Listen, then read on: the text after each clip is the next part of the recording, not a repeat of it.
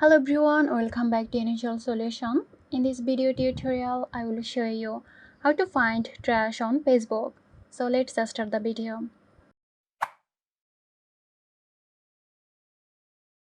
Open the Facebook app on your mobile device. Navigate to the menu bar at the top right corner.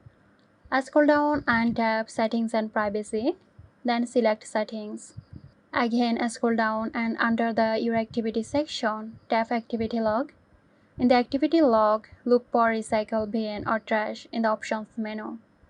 Click or tap on trash to view deleted posts or items. Browse through the items in the trash. Select any items you want to restore or permanently delete.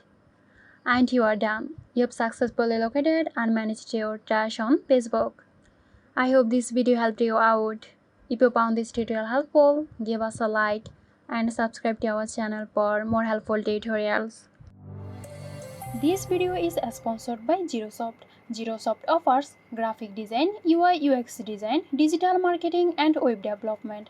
Elevate your brand with Zerosoft today. For more details, check the description box.